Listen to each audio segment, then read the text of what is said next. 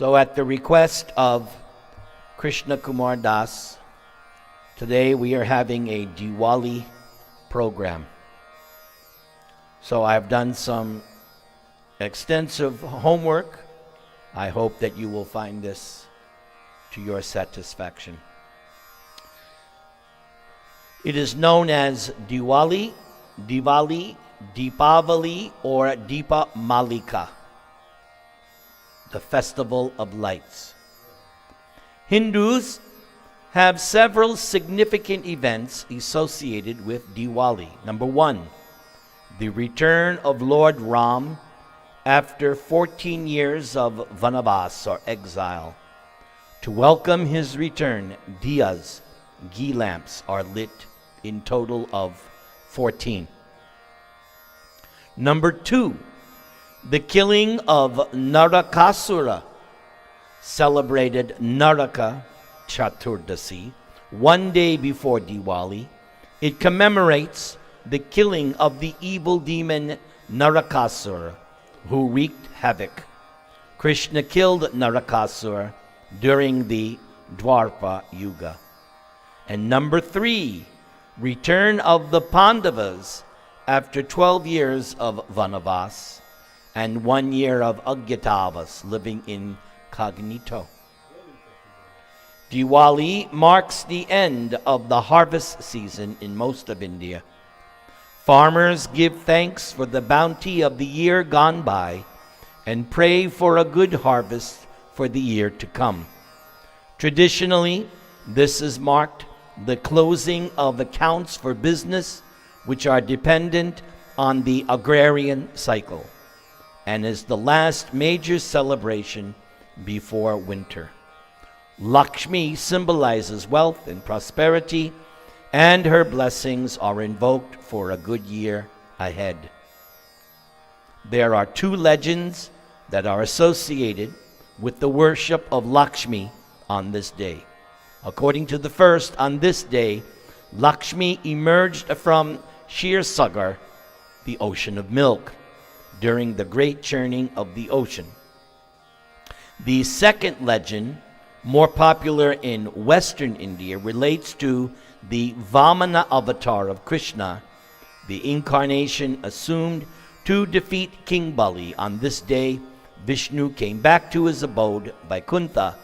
So those who worship Lakshmi receive the benefit of her benevolent mood and are blessed with mental, physical, and material well-being. So, out of all of that, I chose that we will first of all hear from the Bhagavatam about how Lakshmi appeared from the ocean of milk. And then for the second part of our class, we will hear about how Lord Ram returns to Ayodhya. Very good. So far, so good. All right. So first, we will hear a summary, actually a summary of the whole churning of the ocean of milk. So please hear with rapt attention, if you will. The Lord appeared before the demigods when they offered him prayers. Following the advice of the Supreme Personality of Godhead, the demigods executed a truce with the demons for the purpose of churning nectar from the sea. The Supreme Personality of Godhead, appearing in his incarnation as a tortoise, dove deep into the ocean to carry Mandara mountain on his back. At first, the churning of the ocean produced Kalakuta poison. Everyone feared this poison, but Lord Shiva satisfied them by drinking it. The goddess of fortune appeared during the churning of the ocean of milk, and she accepted Lord Vishnu as her husband. And we're going to read that detailed account. Huh? Please repeat what part? The goddess of fortune appeared during the churning of the ocean of milk, and she accepted Lord Vishnu as her husband. We're going to go into deep depth on that later. Let me finish. Okay? Later, when Dhanvantari appeared with a pot of nectar, the demons immediately snatched it from him. But Lord Vishnu appeared as the incarnation Mohini, the most beautiful woman in the world, just to captivate the demons and save the nectar for the demigods.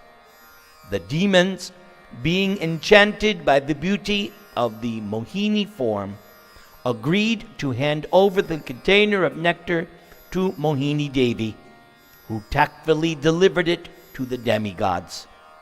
Because of envy, the fight between the demons and the demigods continued, and when the demigods were almost defeated by the demoniac maneuvers, and they subsequently became morose, Lord Vishnu appeared before them. The great saint Narada Muni, being very compassionate to the demons who had been killed by the demigods, forbade the demigods to continue killing them. Then Shukracharya, by his mystic power, renewed the lives of all the demons. So that is a summary. Now we will read a more detailed summary, and then specifically we will hear about the appearance of Lakshmiji. Everyone say, Hare Krishna, Krishna Krishna, Hare Hare, Hare Rama, Rama Rama. This is from Śrīmad-Bhāgavatam by Srila Prabhupada.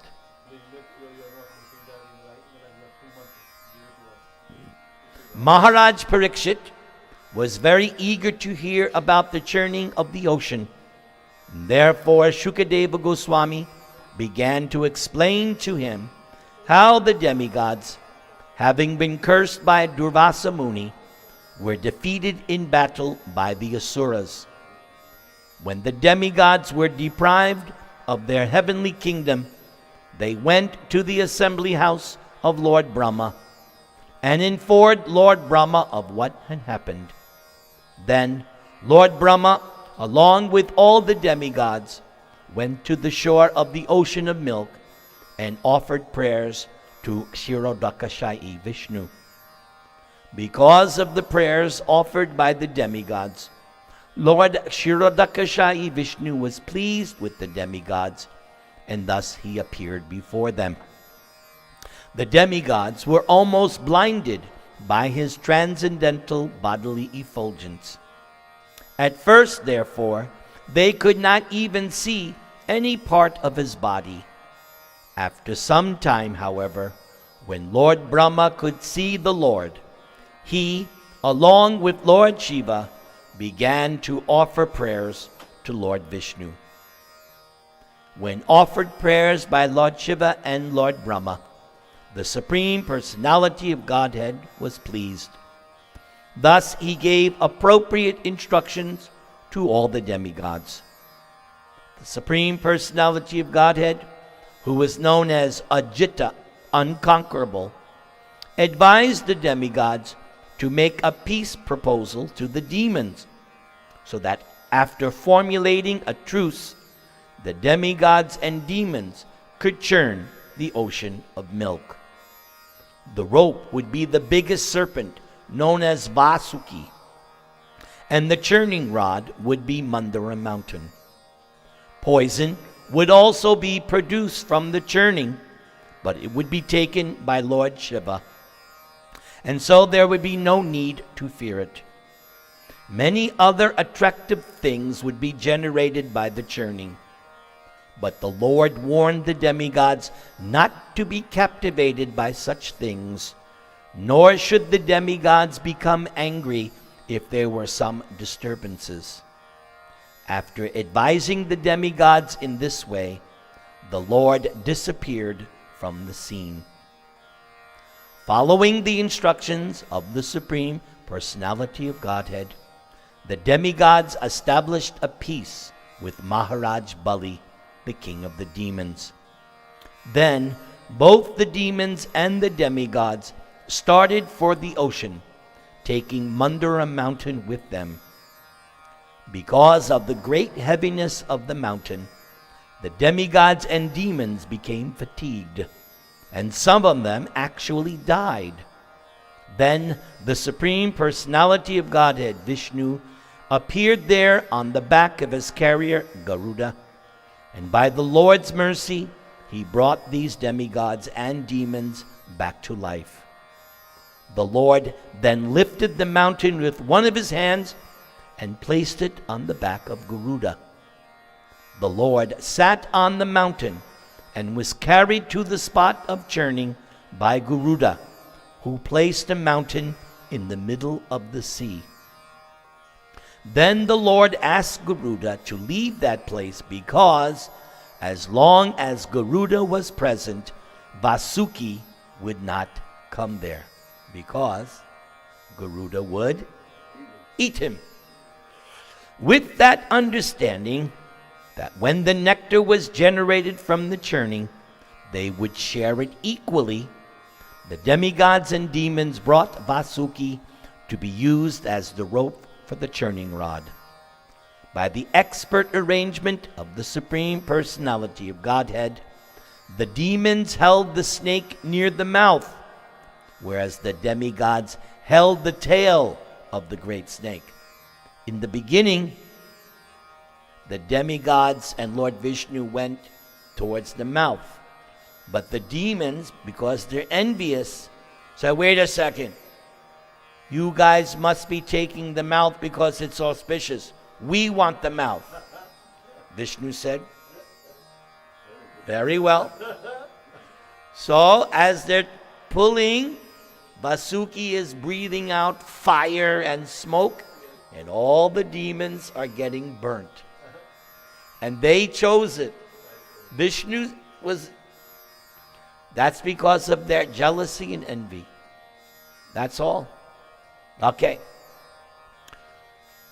Then with great endeavor, they began pulling the snake in both directions. Because the churning rod, Mandara mountain, was very heavy and was not held by any support in the water, it sank into the ocean. And in this way, the prowess of both the demons and demigods was vanquished. The Supreme Personality of Godhead then appeared in the form of Tortoise Kurma and supported Mount Mandara on his back. Then the churning resumed with great force. As a result of the churning, a huge amount of poison was produced. The Prajapatis, seeing no one else to save them, approached Lord Shiva and offered him prayers full of truth. Lord Shiva is called Ashutosh because he is very pleased if one is a devotee. Therefore, he easily agreed to drink all the poison generated by the churning. The goddess Durga Bhavani, the wife of Lord Shiva, was not at all disturbed when Lord Shiva agreed to drink the poison, for she knew Lord Shiva's prowess. It says that Lord Shiva asked permission first. She expressed her pleasure at this agreement. Then Lord Shiva gathered the devastating poison which was everywhere. He took it in his hand and drank it. After he drank the poison, his neck became bluish. A small quantity of the poison dropped from his hands to the ground, and it is because of this poison that we have poisonous snakes, scorpions, toxic plants, and other poisonous things in this world. After Lord Shiva drank all the poison, both the demigods and demons took courage and resumed their activities of churning. Because of this churning, first, a Surabhi cow was produced. Great saintly persons accepted this cow to derive clarified butter from its milk and offered this clarified butter in oblations for great sacrifices. Next, a horse named Uchaishrava, that appears in Bhagavad Gita, chapter 10, when Krishna is outlining his vibhutis. He mentions this horse. This horse was taken by Bali Maharaj. Then there appeared Airavata, who took Indra, and other elephants that could go anywhere in any direction. And she-elephants also appeared. Next, the gem known as Kaustuba was also generated, and that was taken by Lord Vishnu, and he placed it on his chest. Thereafter, a parijata flower and the apsaras, the most beautiful women in the universe, were generated. Now we come. Then the goddess of fortune, Lakshmi, appeared. The demigods, great sages, Gandharvas, and others offered her their respectful worship. The goddess of fortune could not find anyone to accept as her husband. At last, she selected Lord Vishnu to be her master. Lord Vishnu gave her a place to stay everlastingly at his chest. Because of this combination of Lakshmi and Narayan, all who were present, including the demigods and people in general, were very pleased. The demons, however, being neglected by the goddess of fortune, were very depressed. Then Varuni, the goddess of drinking, was generated, and by the order of Lord Vishnu, the demons accepted her. Then the demons and demigods, with renewed energy, began to churn again. This time, a partial incarnation of Lord Vishnu, called Dhanvantari, appeared. He was very beautiful, and he carried a jug containing nectar. The demons immediately snatched the jug from Dhanvantari's hand and began to run away. The demigods, being very morose, took shelter of Vishnu. After the demons snatched the jug from Dhanvantari, they began to fight among themselves. That's why we have this expression. It is very difficult to find honor among thieves. They stole, right? Now after they stole, they're fighting. Yes. Lord Vishnu solaced the demigods, who therefore did not fight, but they remained silent. While the fighting was going on among the demons, the Lord himself appeared as the incarnation Mohini, the most beautiful woman in the universe. And Prabhupada makes the point. Mohini is Vishnu. He's Vishnu. Mohini is Vishnu. And her consort is Lakshmi. That's what Prabhupada says. Mohini Murti is Vishnu, and her consort is Lakshmi. When the demons got possession of the container of nectar, an extraordinarily beautiful young woman appeared before them. All the demons became captivated by the young woman's beauty and became attached to her. Now, because the demons were fighting among themselves to possess the nectar, they selected this beautiful woman as a mediator to settle their quarrel. Taking advantage of their weakness in their regard, Mohini, the incarnation of the Supreme Personality of Godhead, got the demons to promise that whatever decision she might give, they would not refuse to accept it. When the demons made this promise, the beautiful woman Mohini Murti had the demigods and demons sit in different lines so that she could distribute the nectar. She knew that the demons were quite unfit to drink the nectar. Therefore, by cheating them, she distributed all the nectar to the demigods. When the demons saw this cheating of Mohini Murti, they remained silent. But one demon named Rahu dressed himself like a demigod and sat down in the line of the demigods. He sat beside the sun and the moon. When the Supreme Personality of Godhead understood how Rahu was cheating, he immediately cut off the demon's head. Rahu, however, had already tasted the nectar, and therefore, although his head was severed, he remained alive. The Bhagavatam said Mohini Murti wanted to show the effects of the nectar. So he allowed Rahu to let it come down this far and then chop off his head. After the demigods finished drinking the nectar, the Supreme Personality of Godhead assumed his own form. In other words, the Mohini form is a temporary form. That's why it's Vishnu. Okay? He just manifested that form.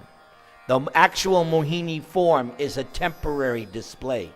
Later, Lord Shiva asks Lord Madhusudan, I want to see that Mohini form. And when Lord Shiva did that, he was in the presence of his wife. And Vishnu said, okay, but don't blame me, what happens?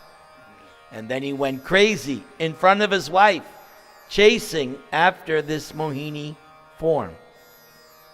So it's a temporary form which Vishnu manifested. Okay? Both the demigods and the demons are expert in activities involving the material energy. But the demigods are devotees of the Lord, whereas the demons are just the opposite. The demigods and demons churn the ocean of milk to get nectar from it, but the demons, not being devotees of the Lord, could derive no profit. After feeding nectar to the demigods, Lord Vishnu returned to his abode on the back of Garuda. But the demons, being most aggrieved, again declared war against the demigods. Bali Maharaj, the son of Virochan, became the commander-in-chief of the demons. In the beginning of the battle, the demigods prepared to defeat the demons. Indra, king of heaven, fought with Bali, and other demigods like Vayu, Agni, and Varuna fought against other leaders of the demons. In this fight, the demons were defeated, and to save themselves from death, they began to manifest many illusions through material maneuvers and killing many soldiers on the side of the demigods. The demigods, finding no other recourse, what do you think they do? Surrender again to the Supreme Personality of Godhead, Vishnu, who then appeared and counteracted all the illusions presented by the jugglery of the demons. Heroes among the demons, such as Kalademi. Now Kalademi next takes birth as Kamsa, because Narada Muni told Kamsa, in your previous life you were a demon, Kalademi, and you were killed by Vishnu. So demons such as Kalademi, Mali, Sumali, and Malyavan fought the Supreme Personality of Godhead and were all killed by the Lord. Thus the demigods were freed from all dangers. Having been graced by the Supreme Personality of Godhead, the demigods began fighting the demons again with renewed energy. King Indra released his thunderbolt against Bali, and when Bali fell, his friend Jambasura attacked Indra, who then cut off Jambasura's head with his thunderbolt. When Narada Muni learned that Jambasura had been killed, he informed Jambasura's relatives, whose names were Namuchi, Bala, and Paka, who all then went to the battlefield and attacked the demigods. Indra, king of heaven, severed the heads of Bala and Paka and released the weapon known as Kulisha, the thunderbolt, against Namuchi's shoulder. The thunderbolt, however, returned unsuccessful, and thus Indra became morose because that's his ultimate weapon. And it came back, it failed. At that time, an unseen voice came from the sky.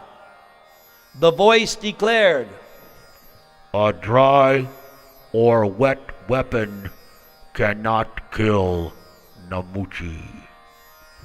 Hearing this voice, Indra began to think of how Namuchi could be killed.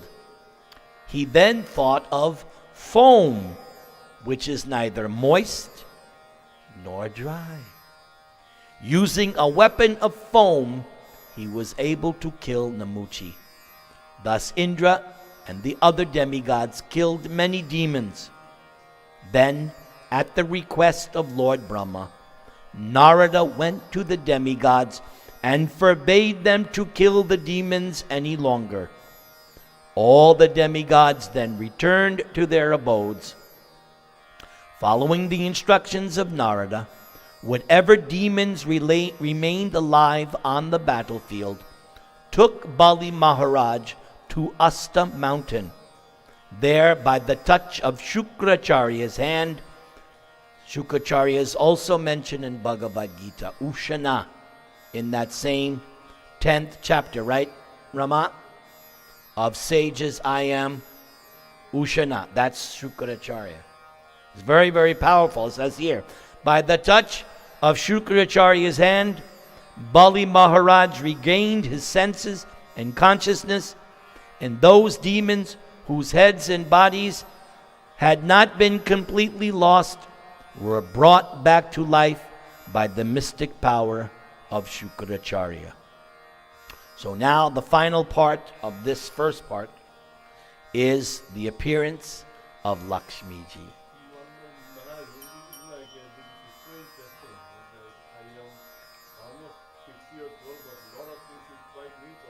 Good. Good. So here is the appearance of Lakshmi. Detail. See, we had summary, then we had detailed summary, now the exact. So they're churning the ocean of milk. Then there appeared the goddess of fortune, Rama. The exact name is given. Who is absolutely dedicated to being enjoyed by the Supreme Personality of Godhead. She appeared like electricity, surpassing the lightning that might illuminate a marble mountain. Because of her exquisite beauty, her bodily features, her youth, her complexion, and her glories, everyone, including the demigods, the demons, and human beings, desired her. They were attracted because she is the source of all opulences. Just like Rama, you know, in Bhagavad Gita, right? Krishna says, among women I am all these different things. And Prabhupada makes the point, all these opulences are feminine. The king of Indra, the king of heaven, Indra, brought a suitable sitting place for the goddess of fortune. All the rivers of sacred water, such as the Ganges and Yamuna, personified themselves, and each of them brought pure water in golden pots for Mother Lakshmi, the goddess of fortune. The land became a person and collected all the drugs and herbs needed for installing the deity. The cows delivered 5 products, namely milk, yogurt, ghee, urine, and cow dung. And spring personified collected everything produced in spring during the months of Chaitra and Vaishakha, April and May. The great sages performed the bathing ceremony of the goddess of fortune, as directed in the authorized scriptures. The Gandharvas chanted all auspicious Vedic mantras, and the professional women dancers very nicely danced and sang authorized songs prescribed in the Vedas. The clouds in personified form beat various types of drums known as mridangas, panavas, murajas, and anakas. They also blew conchs and bugles known as gomukas and played flutes and stringed instruments. The combined sound of these instruments was tumultuous. Thereafter, the great elephants from all directions carried big water jugs full of Ganges water and bathed the goddess of fortune to the accompaniment of Vedic mantras chanted by learned Brahmins. While being thus bathed, the goddess of fortune maintained her original style with the lotus flower in her hand, and she appeared very beautiful. The goddess of fortune is most chaste, for she does not know anyone but the Supreme Personality of Godhead. The ocean, which is the source of all valuable jewels, supplied the upper and lower portions of a yellow silken garment. The predominating deity of the water, Varuna, presented flower garlands surrounded by 6-legged bumblebees drunken with honey. Vishvakarma, one of the Prajapatis, supplied varieties of decorated ornaments. The goddess of learning, Sarasvati, supplied a necklace. Lord Brahma supplied a lotus flower, and the inhabitants of Nagaloka supplied earrings.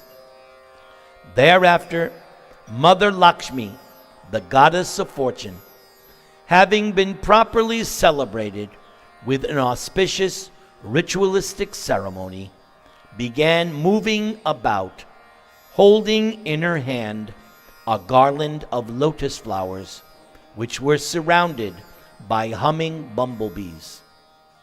Smiling with shyness, her cheeks decorated by her earrings, she looked extremely beautiful. Her 2 breasts, which were symmetrical and nicely situated, were covered with sandalwood pulp and kumkum powder, and her waist was very thin. As she walked here and there, her ankle bells jingling softly, she appeared like a creeper of gold. While walking among the Gandharvas, Yakshas, Asuras, Siddhas, Charanas, and denizens of heaven, Lakshmiji, the goddess of fortune, was scrutinizingly examining them, but she could not find anyone naturally endowed with all good qualities. None of them was devoid of faults, and therefore she could not take shelter of any of them. The goddess of fortune, examining the assembly, thought in this way. She thought, someone who has undergone great austerity has not yet conquered anger. Someone may possess knowledge, but has not conquered material desires. Someone may be a very great personality, but cannot conquer lusty desires. Even a great personality depends on something else. How then can he be the supreme controller? Someone may possess full knowledge of religion, but still not be kind to all living entities. That I find very, very significant. This is right out of the Bhagavatam. This is Lakshmi. I knew you would like this line. When I read this, I said, you are going to like this line. Yes. But notice all the things she's saying is so true. You may have this, but higher than she's showing, you may have this, but this other thing is actually more important. She continues. One may possess full knowledge of religion, but still not be kind to all living entities. In someone, whether human or demigod, there may be renunciation, but that is not the cause of liberation. Someone may possess great power, but yet unable to check the power of eternal time. What does Krishna say in Bhagavad Gita? I am time, and what does he do? Destroy. Kalo. Kalosmi. Someone else may have renounced attachment to the material world, yet he cannot compare to the Supreme Personality of Godhead. Therefore, no one is completely freed from the influence of the material modes of nature. Someone may have longevity, but not have auspiciousness or good behavior. Someone may have both auspiciousness and good behavior, but the duration of one's life is not fixed. Although such demigods, now listen to what Lakshmi says now. Although such demigods as Lord Shiva have eternal life, they have inauspicious habits like living in crematoriums. And even if others are well qualified in all respects, they are not devotees of the Supreme Personality Godhead. So that's how Lakshmi is thinking. She has just been generated from the churning of the ocean of milk. She's looking at all the demons and demigods, trying to find out who should she be the partner of. So now Shukadeva Goswami says, in this way, after full deliberation, the goddess of fortune accepted Mukunda. Everybody say, what does Mukunda mean? He gives liberation, and in the case of Krishna, his name is Mukunda because he has a face that's always smiling like the Kunda flower. The Kunda flower in Vrindavan, it looks like it's smiling at you. So Krishna's Mukunda.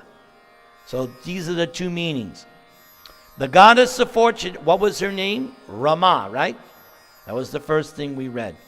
Accepted Mukunda as her husband because although he is independent and not in want of her, that's interesting. He is independent and not in want of her. He possesses all transcendental qualities and mystic powers and is therefore the most desirable.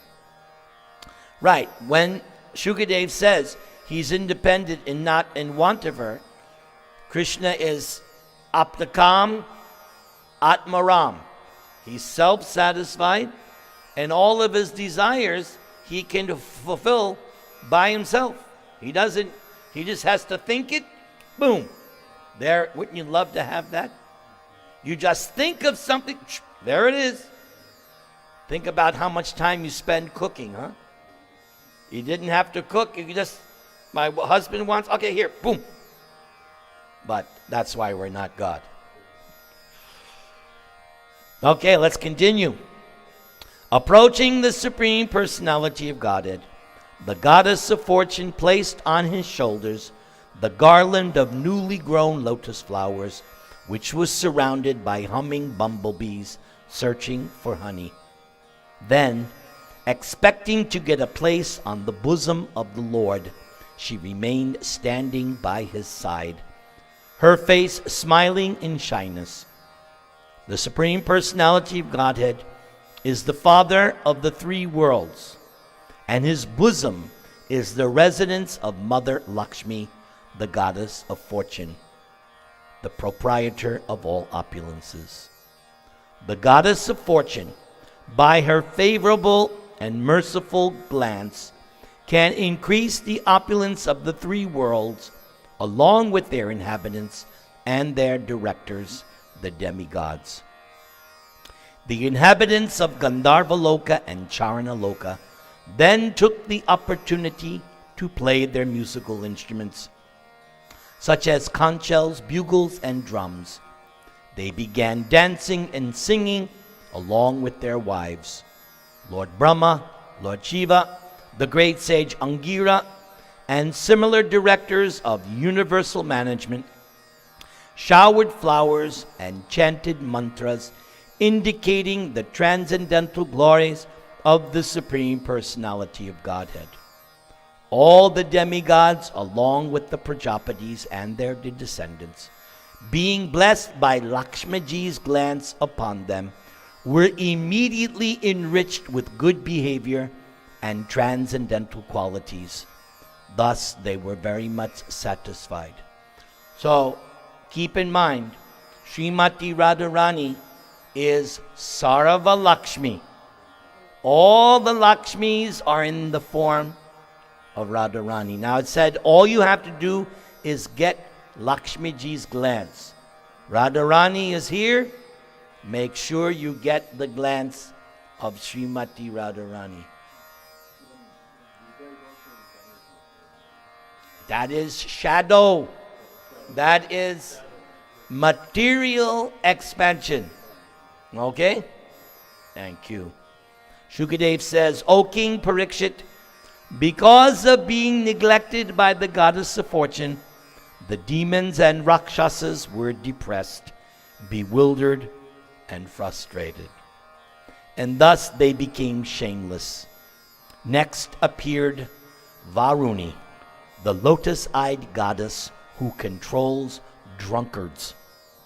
With the permission of the Supreme Personality of Godhead, Krishna, the demons, headed by Bali, took possession of this young girl. O king, thereafter, while the sons of Kashyapa, both demons and demigods, were engaged in churning the ocean of milk, a very wonderful male person appeared